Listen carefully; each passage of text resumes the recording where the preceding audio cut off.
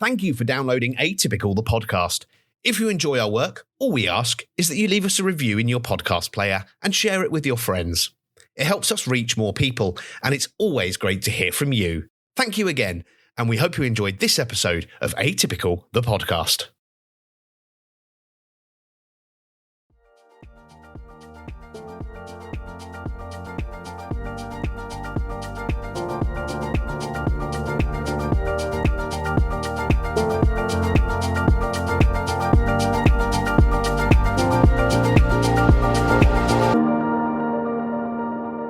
Hello and welcome to Atypical the podcast where we look at life from a more atypical perspective. My name's Simon Heather, your host, and I'm joined, you'll all be very pleased to hear, by someone other than me this week. I am joined by...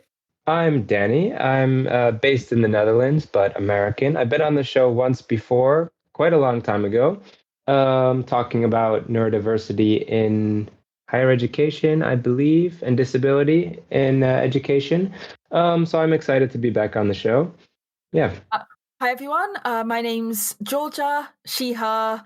By day, I work in policy for an autism research charity, and by night, I don't shut up about it ever to anybody else. I was also on the podcast actually a few months ago now, because we were talking about Autistic Pride Day, but then I was ill and the podcast was slightly after Autistic Pride Day. So sorry, that was my fault, everybody. And also because it was quite then fun to talk to you about the FOI stuff. So yeah, that's I was going to say the thing that I am working on, the thing that I am writing most this week is a report about freedom of information requests. Yeah, and how long it takes to get an autism diagnosis in the UK, which is too long. Yes, the population of Swindon or something, wasn't it? Oh, it's past that now. It's safely. The most recent quarterly stats came out in August for NHS England, and it is now comfortably between Bolton and Peterborough. So we're talking about 187,000 people. Is there anything comfortable between Bolton and Peterborough? I don't know UK geography that well. I know Scotland fairly well, but not England. So yeah. Bolton is, in terms of big cities, Bolton is quite close to Manchester, so sort of northwest, and Peterborough is like, it's in Cambridgeshire.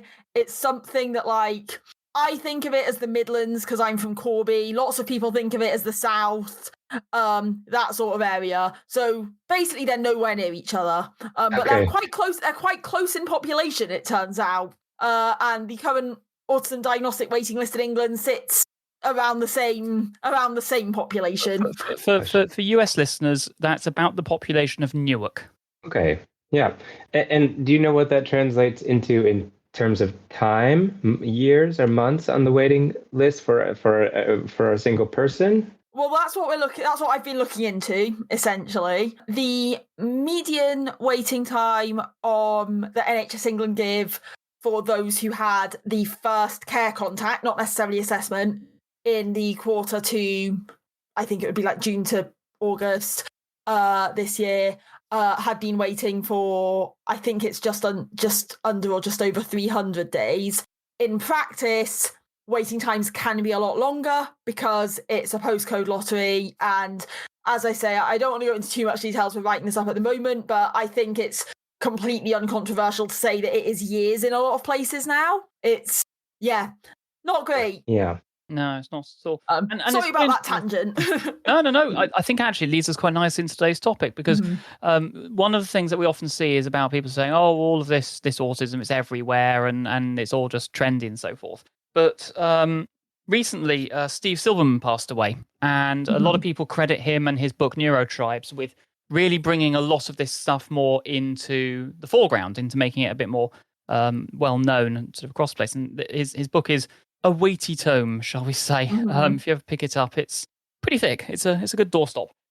But it wasn't the first time he'd even talked about it. I found, and I'll stick this in the show notes as well, he wrote an article in Wired, the magazine, back in 2001, which was called, I'm just going to pull it back up on my screen, The Geek Syndrome. And it was autism and its milder cousin Asperger's syndrome is surging among the children of Silicon Valley. Are math and tech genes to blame? And that was published on December 1st, 2001. It's so interesting because, like, obviously some of the terminology there is not necessarily what we would use today, but the ideas behind it are pretty much how we're talking about neurodiversity today. So it's kind of really interesting. These are like that shift coupled with, as I say, the kind of terminology of the early noughties that is not necessarily associated with it. It's really, really interesting stuff. And I was to prepare. I didn't do much preparation for today, but to prepare a bit, when I read Neurotribes, I primarily listened to it on audiobook. I often read and listen. It just helps me get through books faster. And so I listened a bit to the first chapter again, and it was about this. It starts with this geek syndrome, about going on a cruise with some, I think, computer like programmers or Silicon Valley entrepreneurs, which was sort of the basis of that article. I think 2001, you said, Simon.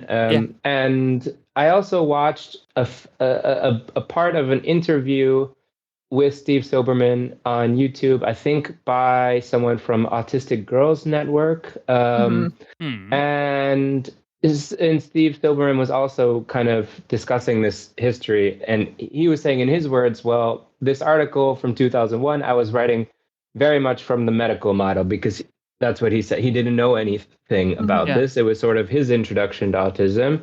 And so he said this was very much medical. I was focused on the genetics of it, but it introduced me to this whole other world. And I think that sort of set him off on this journey a bit, I think. Absolutely. One thing that always really impressed me about Steve Silberman is, his background is not in autism. He never claimed to be an autism expert, though clearly through the process of writing that book, he became one.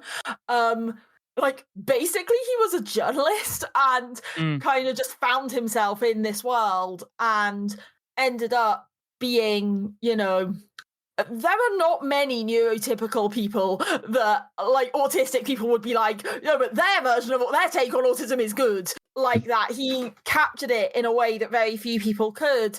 And, again, that's not his whole career. I know he had been writing a book on cystic fibrosis that I assume that will still be coming out at some point. So, he came into this world without really having any kind of connection to it. And that shows what came out. It just shows a massive willingness to learn. And something I talk about a lot in terms of attitudes and access and so on is you don't necessarily need to be an expert on neurodiversity. You just need to listen to the person in front of you. And surprisingly few people get that. And I think he was someone who really did get it. Yeah, he was always at pains to point out that he was autistic. He wasn't autistic. No one in his immediate family was. But I think in terms of looking at how writing has evolved over the last 30 years even, he was definitely one of the people who was leading the charge into the mainstream. Absolutely. Albeit that there were times when he collaborated with our favoritist researcher, who we don't name.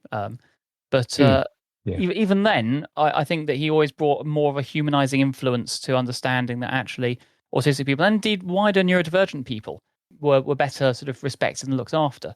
And I think it's actually, I just used the word there, didn't I? Neurodivergence is that whilst, most of us will say that it was Judy who came up with that word, he definitely popularized it through his writings and in that book. And a lot of people I know of who heard the word neurodivergent talk about, is that from Neurotribes? And so I think he had a big influence on sort of the creation of this language that we now use. Even that, I hadn't really thought about it before. I got introduced to that kind of language kind of through Tumblr in the early 2010s. But coming to think about it, even the title Neurotribes, is not something that at the time people would have made people think autism. So that's quite a bold move, and actually, even amongst people who maybe didn't actually read the book, went a long way to popularize that language. Yeah, interestingly, I hadn't really thought about this, but it seems sort of self-evident now, how much he maybe contributed to getting the concept of neurodiversity into the mainstream, because I came to neurodiversity first through ADHD because I was diagnosed much earlier than my autism diagnosis. And so I was coming at it from a different angle. And of course, neurodiversity is, well, the neurodiversity movement, let's say, is much less developed in the ADHD community to the extent that exists. But anyway, that was my introduction. But now I identify much more with the autistic community, but the history of neurodiversity and like the spread or the popularization of this term, a lot of the history I know is within the autistic community, like through these mailing lists and websites early on. Yeah. But like to present this to the rest of the world, I think Neurotribes was translated into 15 languages. It was a bestseller in the US. That's a massive contribution that I hadn't really given as much credit as, It's kind of become, at least for me, it's kind of become one of the books I recommend. Like, especially from a more factual perspective. Obviously, there's been tons of like brilliant, memoirs that's come out over the past few years to autistic people directly. But in terms of like, here is an overview of what the heck is going on here. I think for autism, we haven't had that for a while because, I mean, I was diagnosed in 2003 and believe me, we went through a lot of books as a family and you can only imagine what they were like. And, it was very much coming from a medical model place. Like, again, I was diagnosed at 9. I heard the word neurodiversity when I was 17.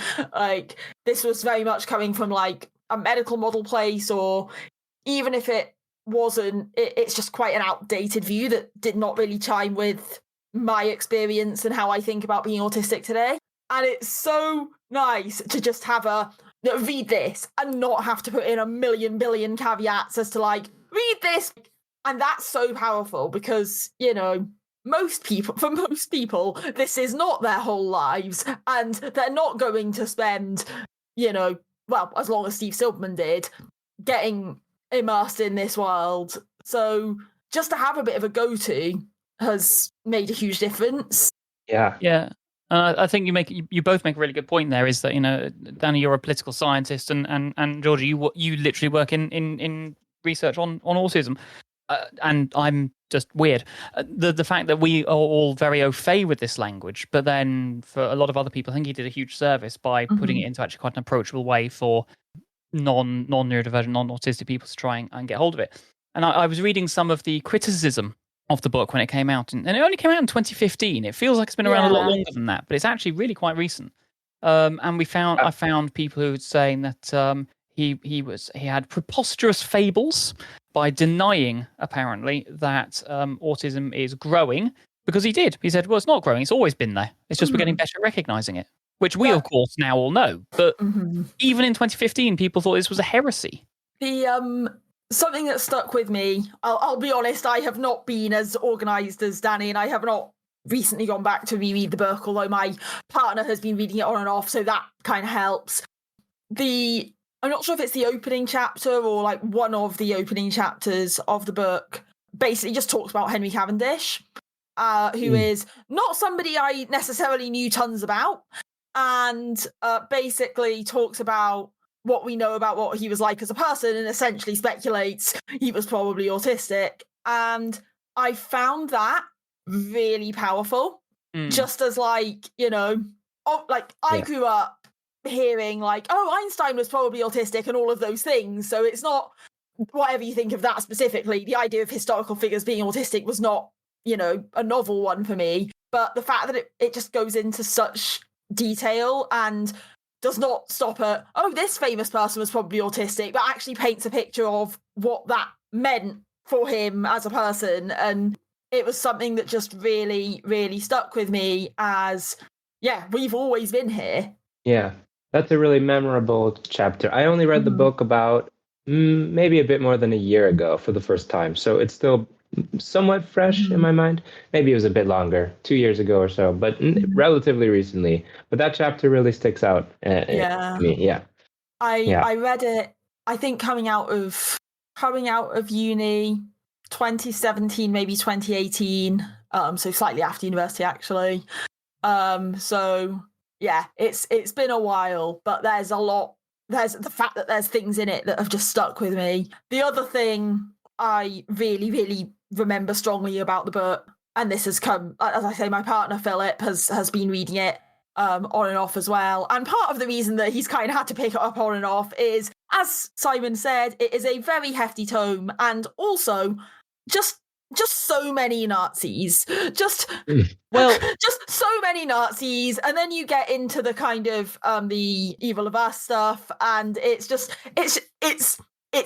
as someone who knew a bit of the history going into this, it is brutal. It's a really difficult read.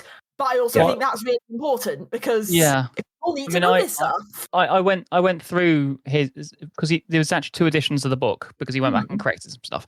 But in the very first edition of Neurotribes, Herwig Czech, who is the famous historian now, who has done a lot of the research and shown actually just how atrocious Asperger was, with signing off things as, Heil Hitler a long time before things actually got that bad. But it looks like Silberman actually got taken in a little bit by some of the myth around Asperger. And indeed, even in the original copy of it, was somewhat unpleasant about, what's his name? Leo Kanner.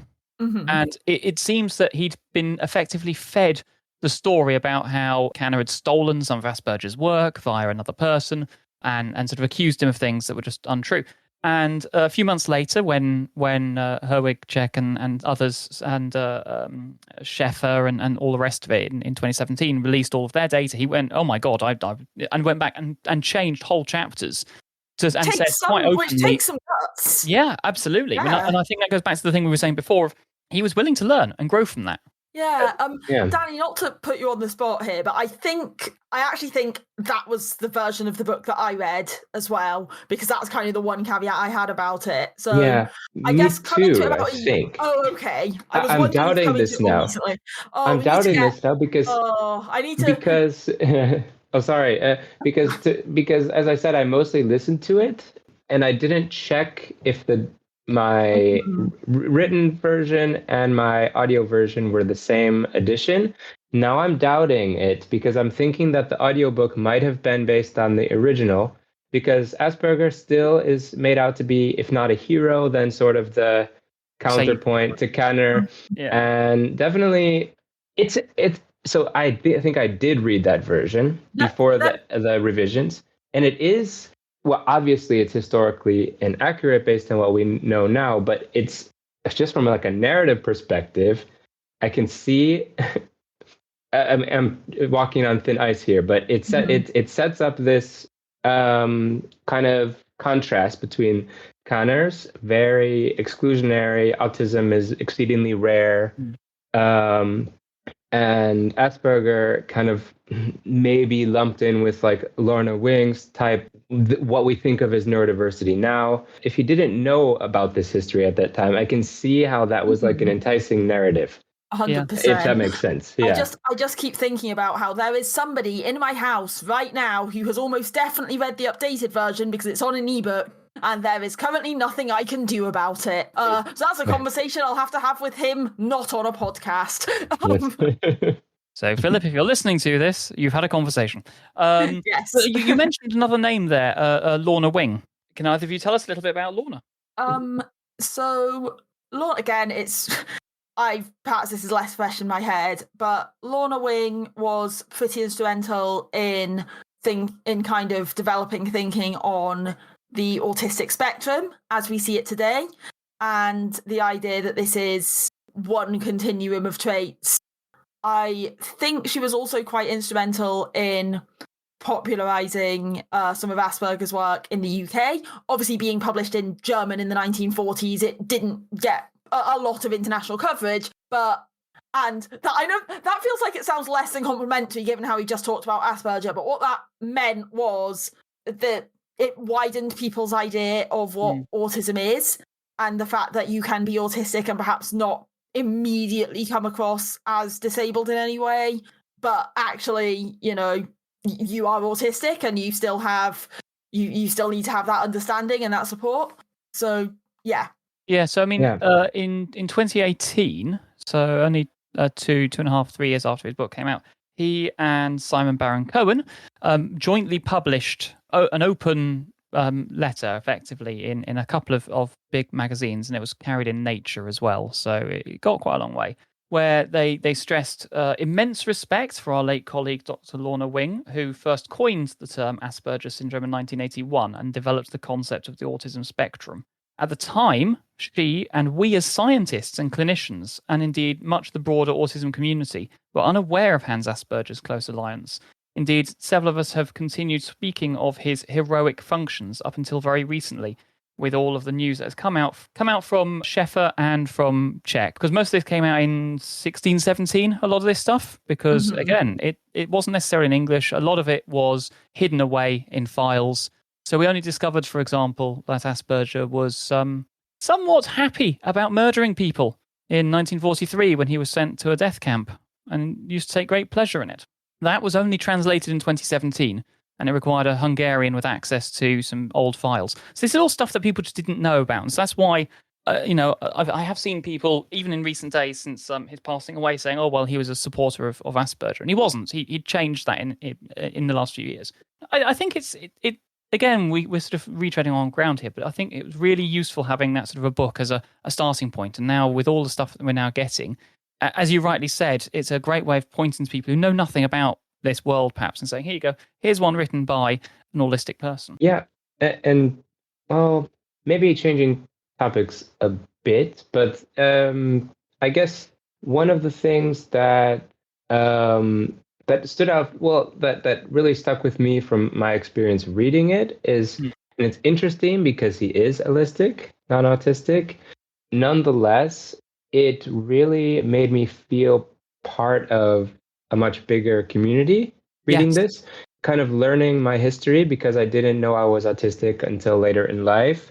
And the autistic community or communities, I think there's more than one, that I was sort of exposed to when I realized I was autistic was a bit more.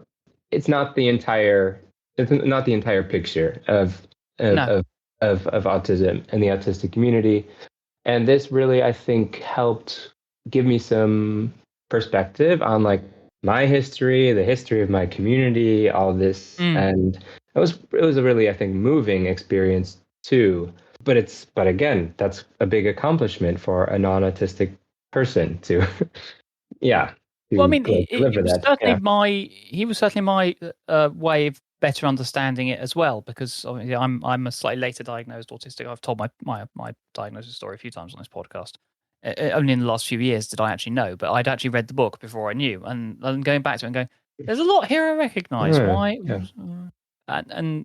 Yeah, it was. Obviously, I caught autism from reading the book. That's exactly what it was. Yeah, of course. Yeah. If the CDC asks, that's what happened. I touched the book and I caught it. But actually, saying that, he did do a very good chapter on the MMR scandal and some of the frankly idiots that came out of that. But yes, we don't need to talk about that disgrace this time either. But it's quite interesting, isn't it? Because I think since that book, there's as Georgia was saying, there's been a whole raft of other books coming out, both by autistic and non-autistic people, about sort of their experiences and about the histories of things and so forth. And it feels a little bit like it was sort of a dam that was waiting to break. Yeah, definitely. There's been a huge influx, I think, of like memoir type books recently, like writing about autistic experience, but also a lot of others too. But I think that the past few years, I mean, it must be exponential, the number of books about autism and or neurodiversity. Yeah, I mean, I'm just doing a sort of Google Scholar search on this, and the number of books just in the last 6 years is immensely more than in the 20 years previous to that. So I think it is very much because it's become more of that sort of a, what's the right word? The zeitgeist. People are actually being much more open about talking about this stuff now. And certainly, as you say, when he was doing that one previously, it was very much more the medical model, whereas now we're better understanding through the social model. And I think that does help to encourage people to come forward, to talk about stuff, to write about it. And indeed, I think it's really interesting the way in which we're starting to move the way we look at these things to being much more the voice of the autistic community as opposed to about the autistic community. Yeah, agreed. When, like, all of us, when we're talking about Steve Silberman's work, seem to immediately jump into, like, well, he's not autistic, but, and almost it's remarkable that he's done this as a non-autistic person, whereas thinking back to sort of 10, 15 years ago, it was the other way around. It was autistic people fighting to get a foot in the door and having these voices. So, that in itself is pretty remarkable. That is a great point. I hadn't thought of it that way, but yes, absolutely. Yeah. When I was writing the notes for my my Mystery of Creativity episode a while back, Kuro pointed out to me another co-host, pointed out to me a story that Steve Silberman had told at a conference about when he was doing research for Neurotribes, about a 19th century villager who apparently used to shun all social gatherings, but would go around keeping everyone's gutters clear and making sure that they all worked. But if anybody tried to, bring him into, I don't know, barn dance or whatever it is that they do in Central Europe in the 19th century, he would always try and avoid them. And that was sort of like, well, wasn't at all interested into the social stuff, but did want to keep the gutters clean. And they were the only village that didn't flood year on year because of that kind of thing. And he's sort of talking about how lots of these sort of odd activities that we see throughout life and throughout history could well be linked back to sort of these wider neurodivergent thoughts. And it then does make me think, we are saying, oh, he wasn't autistic, but, well, he probably wasn't, but he recognized it. And that's saying a huge amount more than a lot of other people who just go, well, they're weird. Yeah, I haven't finished it, but I'm reading at the moment Empire of Normality by Robert Chapman. And their book is also, it's sort of historical, but from a slightly different perspective. It sort of talks about essentially capitalism and how essentially how what is considered normal is kind of being put into an ever tighter box in a way that ends up pathologizing neurodivergent people, but also other disabled people and just a much wider range of people. And I think that story about the gutter expert really kind of exemplifies that in the way that people talk about autism. We didn't have autism 200 years ago, and it wasn't called that. It was called, little Timmy doesn't talk much, but he's a dab hand on the farm, or that sort of thing. People who had, I guess, quite different skills, where they were maybe really, really good at one thing and perhaps struggled elsewhere, that was sort of accommodated for in a way that the current setup of the society we have just doesn't allow for. Yeah, this fits in a bit with a book that I started today. It's not on autism or neurodiversity explicitly, although there is a chapter on neurodivergence. It's Against Techno-Ableism by Ashley Shue. Okay. Interesting. I think the full title is Against Techno-Ableism, Rethinking Who Needs Improvement. And it sort of fits in, I think, with, a lot of the more critical disability studies literature fits in with, I think, Robert Chapman's argument too from Empire of Normality too, where just the range of what is considered normal, who is normal, who is abnormal, who is able-bodied, who is disabled, who is neurodivergent, even who is neurotypical, changes over time, and it's often related to productivity or ability to work, and so on. So I think that's a really important argument too. Yeah. I think one of the interesting things about the approach that all of these things take is sort of looking at them in a more humanizing way as well.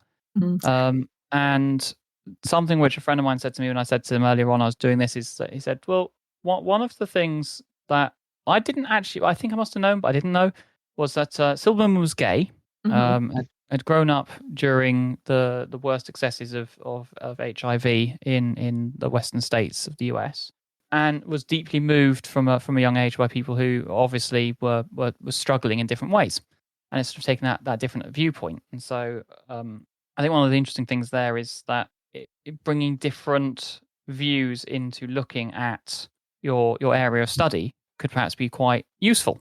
And so we say, yes, he's not autistic, for example, but he was from another marginalized community. Absolutely.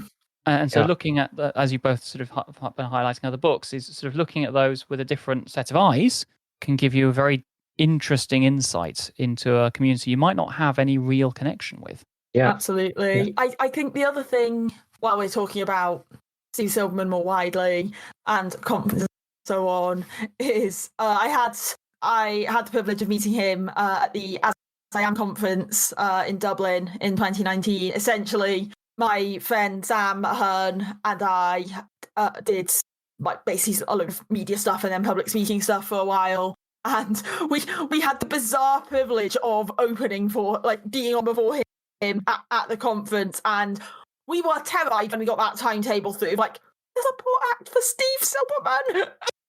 But he was an absolutely lovely guy, and was so nice to all of us, really. And yeah, obviously he was very used to this kind of conference environment. Not all the speakers were, and he was just really lovely, and definitely he was the life and soul of the conference dinner as well. He someone who had a lot of stories to share, both around the kind of, I guess, the neurotribes world and outside of that. I know we had this conversation earlier on chat. I did smile a little seeing some of the obituary headlines say things like author and Grateful Dead fan, because he did really like the Grateful Dead that much. And it just like, yes, I too want to enjoy something so much that if there's an obituary, it's in the headlines. Yeah. I didn't know this until Danny mentioned it earlier on. Yeah, so go on, tell us about this. I don't know I just found out about it today, so that's fascinating to hear too. It's but I don't know if you have anything to add, Georgia, about that. Yeah, but yeah, just that he was a massive. I confess I don't know a lot about the Grateful Dead, but he is a massive fan and talked about them a lot, and had clearly managed to incorporate that into his work as well. Because again, he isn't just focusing. His work has not all been autism. And I found out, because I clicked on the obit that said author and writer and Grateful Dead fan Steve Silberman passes away. He was actually involved in producing some of their greatest hits compilations. Oh, really? I'm not quite sure how that works, but yeah, when they say Grateful Dead superfan, they really, really mean it. Yeah, I was fascinated to find this out today. I don't remember how I found it out exactly. But I didn't really prepare for the episode that much, but just a little bit. And I came across this somewhere that he was a Grateful Dead fan, or super fan. So he's a Deadhead, as we say. And it turns out that he wrote a book, co-authored a book in the 90s. There's a lot of Grateful Dead books because, I'm not, so Grateful Dead fans are called Deadheads, the hardcore fans who would follow the band and everything. I'm not really a Deadhead, but I have a strong personal connection. I've been listening to them since I was very young through my brother, who's a bit older and is a Deadhead. And that's how we connect a lot, my brother and I, through music. And so I like them, and I did see the Grateful Dead are still playing, a couple of the original members with some others. So I got to see them with my brother a few years ago, and yeah, I'm fascinated.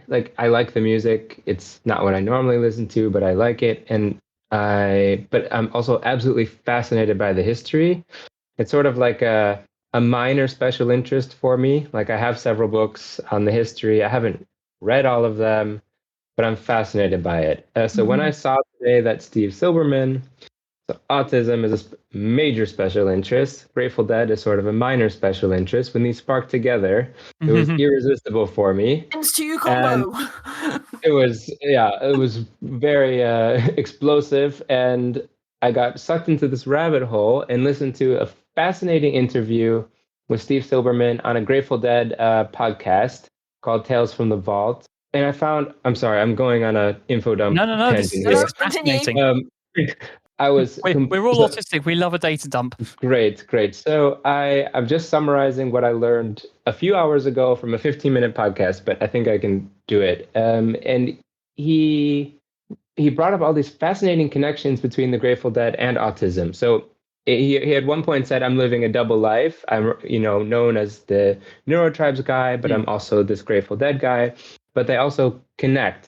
And one way they connect is, if anyone's familiar with the Grateful Dead, that one of the symbols is the bear, the dancing bear, that's named after the sound engineer of the Grateful Dead, Owsley Stanley, nicknamed Bear, who was also a major figure in the 60s, 70s, like counterculture.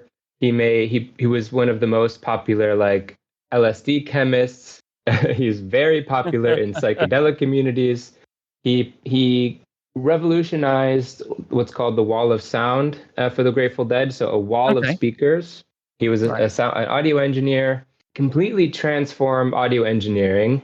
So again, sort of like this Cavendish figure who is a genius, essentially, thinking we're doing sound all wrong. We need to make sound three-dimensional, he basically said, so that people can feel the music and things like that. And also another part of Grateful Dead culture is recording every single concert. And they're in keeping these tapes, or now MP3s or whatever, or CDs. And there's an endless number of these recordings. And these were all very autistic traits, Silberman thought, of this guy, Owsley Bear, who meticulously kept records of all the shows and all these things, and was a brilliant chemist and engineer and all these things, but also a hippie. And he made these other connections, too, that he found as he started exploring. He found a lot of Deadheads, people in the Grateful Dead community, who also were clearly autistic to him. So he would visit people for an interview, maybe for a magazine article, and find that they were collecting, thousands of these tapes, organized meticulously, keeping records of all the shows, things that are a bit, autistic. And also the culture. He even made connections between autistic culture, to the extent that exists, it's not homogenous, and kind of Grateful Dead culture. Like visiting Autist, the first, correct me if I'm wrong, autistic conference organized by autistic people, reminded him of a Grateful Dead show. He said the way that people were just, it was interesting. So info dump over. That's really interesting. And I guess a couple of things in my head. The term Deadhead, again, I do not know a lot about this band, admittedly. The term Deadhead was introduced to me by Steve Silberman at this conference dinner, because he'd sort of said, obviously we were talking a lot about autism, so it was kind of why we were all there. And I can't remember how it came up, but he kind of had to give this, as you say, he kind of had to give this explanation of his other life. And he was like, so I'm a Deadhead. And we sort of looked at him as if to say, we don't know what that means. And he sort of then explained a little bit about, his love for the Grateful Dead and this whole, again, other life that he had. And it was really interesting. But as Simon's just alluded to, music was and still is very important to me growing up, and a lot of my special interest bands, and I know what that means to me and what that's done for me. And I can absolutely see, in those fandoms, or whenever any given fandom, it's something that can bring autistic people together, whether they're aware of it or not. And that was not a connection I'd kind of made previously, but Yes, and unlike Sia, there are plenty of people who do connect through music. And I think it's really interesting. I found an AMA he did on Reddit just over a year ago on the Grateful Dead subreddit, which I never thought I'd visit before, but it's an interesting read so far, where somebody has asked him, says, I'm autistic, I work for the National Autistic Society in Northern Ireland, I'm a big fan of the Grateful Dead and so forth. And they ask, I wanted to ask, do you have any insights on autism in the Deadhead community specifically? I feel like there's much that can appeal to people like me. The obsessive recordings and debates of different versions of the songs, the sheer scale that let you deep dive for years, and goes on for quite a bit, saying stuff that Danny was just talking about with all the recordings and stuff. And Steve's reply is, great question. I think there are lots, in huge letters, lots of resonance between the Deadhead community and the neurodivergent community. I definitely think that some of the classic positive traits of autism have been hugely influential in creating Deadhead culture, from Owsley's intense perfectionism in sound, there you go, to Deadhead's taxonomy of their whole career. He had another word in there which I can't even begin to pronounce. Talmudic? my dyslexia is coming in there, so maybe not. But I did rather enjoy when Dan, you were talking about that. Is I've just found Rolling Stone. Rolling Stone did an obituary. I mean, how many authors of well-known scientific texts get something in Rolling Stone? But anyway, they quote him from 1995 saying, "If you were tripping, the music would pour forth celestial architectures, quicksilver glistening with might bees, cities of light at the edge of sea of chaos, monumental forms that could be partially recollected in tranquility and turned into designs in fabric or clay, golden sentences, streams of bits. And some nights, the hair on the back of your neck would stand on end as a presence came into the room, given body by the magnificent sound system."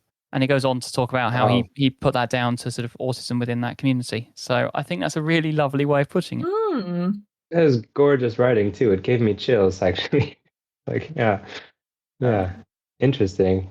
But yeah, so I knew nothing about any of this. I didn't even know that he was writing a book about cystic fibrosis when he died. So I think the real tragedy there is that we don't get that book out for people to read with the same transformative effect potentially. So.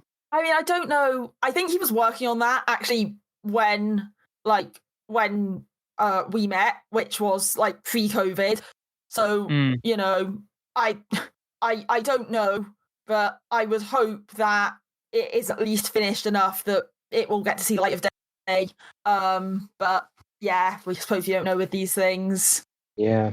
From the little I've read about it, it sounded fascinating, so I would hope so. Yeah. He was an interesting chap by all accounts, and certainly I when I used to follow him on Twitter, I'm not going to call it X, he was somewhat politically active. Yeah. Was definitely not a fan of Robert Kennedy, for example. It's it sounds like he and David Crosby obviously became huge friends. They had a podcast together.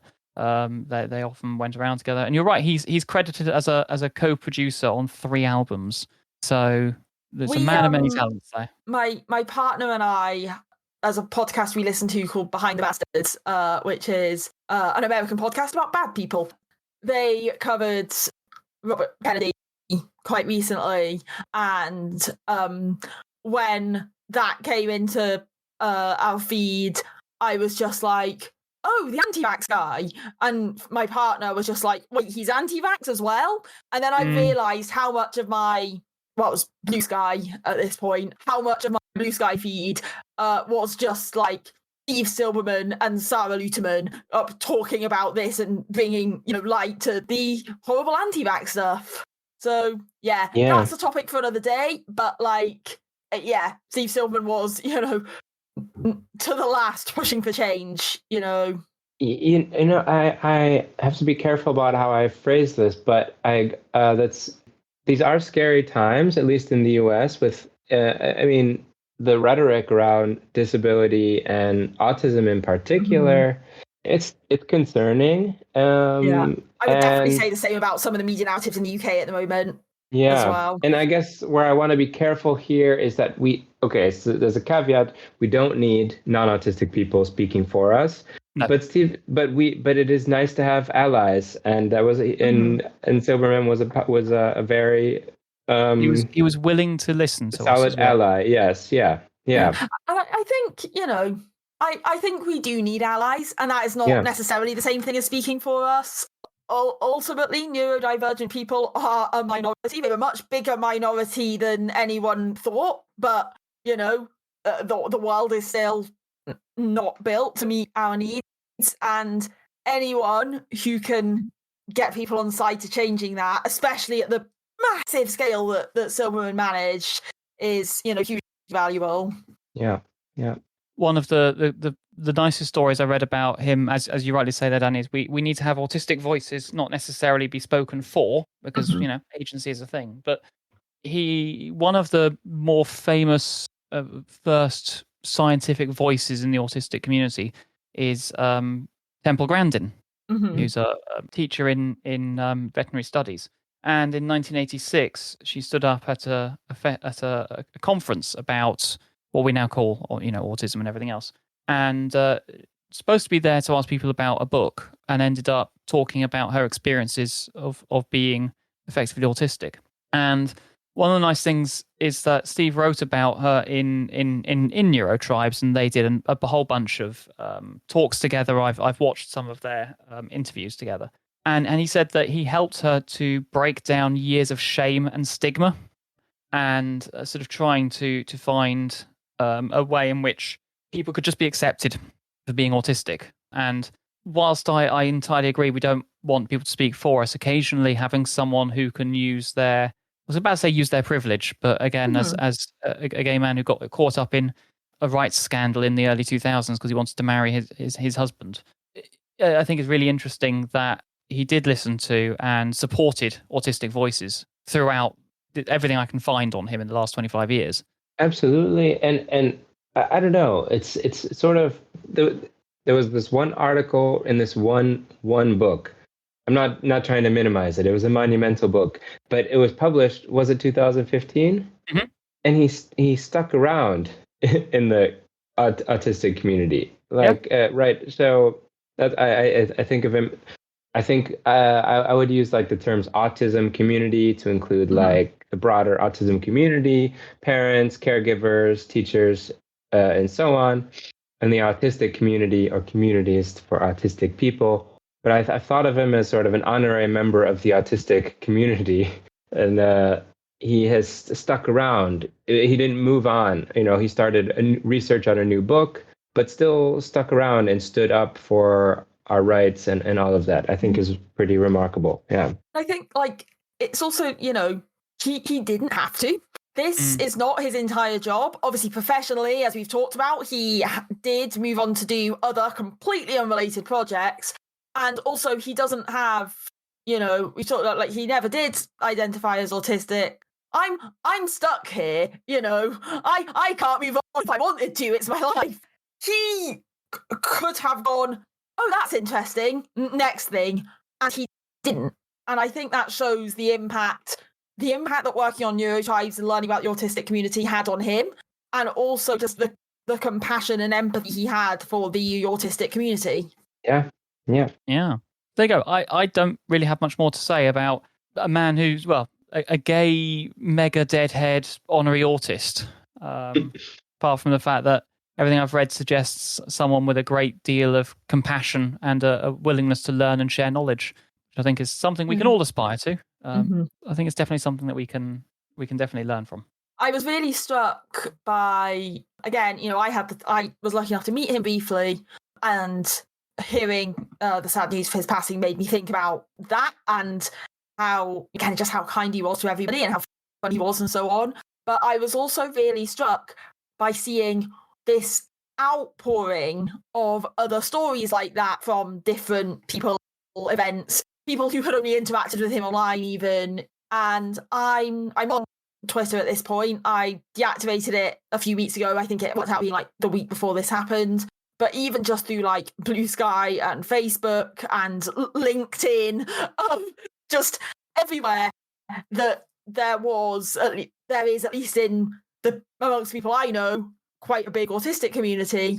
It was just this outpouring of stories, not just about Neurotribes, which is a hugely impressive legacy in itself, but just about, how kind and impressive he was as a person. I think that really says a lot.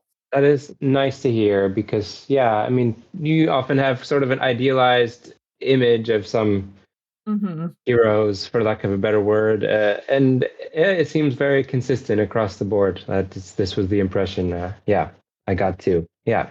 There we have it. I think what I'll have to do is I'll have to look up what his favorite Grateful Dead song was and sort of insert it here. Hopefully without triggering some kind of YouTube algorithm or something terrible that'll no doubt get scrubbed off the airwaves. But it feels like the right thing to do, isn't it? So. Yeah. I think that's probably enough for me, I think, tonight. I just want to thank you both for joining me to talk about this. It's actually been quite interesting because I'd read the book and I knew a few things about him, but then sort of in the last day or two when we sort of started talking about, should we do something? Learning a huge amount more, and then I didn't even know the Grateful Dead stuff, and that looks like an enormously rich vein of things to look at there. So I've really enjoyed this kind of chance to kind of reflect on Steve Silberman's life and legacy. So thank you for organising. Yeah, same for me. Really enjoyed this. So thank you both. And thank you to the listeners for sticking with us on this. And we'll speak to you again very soon. Hello, this is Simon in the edit. As promised, I went and looked up what Steve said was probably his favourite recording of a Grateful Dead song. And in an AMA about 3 years ago, he mentioned this one, which was one of the very first he saw live after moving to the West Coast. And he credits it as being one of his favourite recordings that they did. From the 26th of December 1979. This is Uncle John's band, and they played it at Oakland in California. I think this is a great way of seeing him off.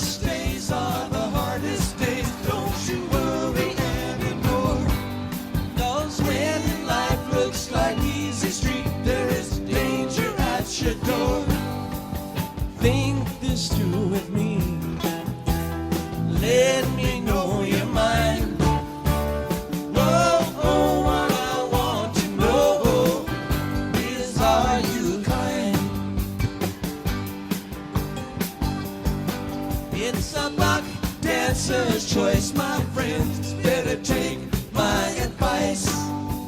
You know all the rules by now and the fire from the ice. Will you come with me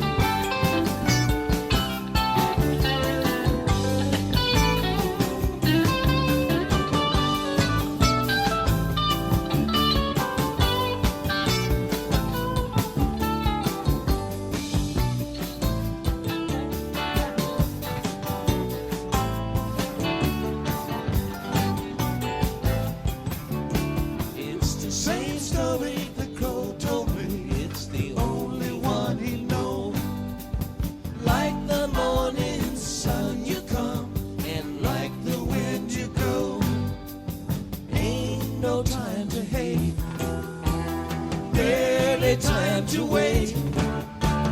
Whoa, oh, what I want to know, where does the time go? I live in a silver mine and I'm calling Vegas too. I got me a violin and I beg you call the tune. Anybody's choice. I can hear your voice. Oh, oh, what I want to know, where does the song go? Come hear Uncle John's band by the riverside. Got some things to talk about here beside the rising tide. Come here, Uncle John's band, bring to the tide.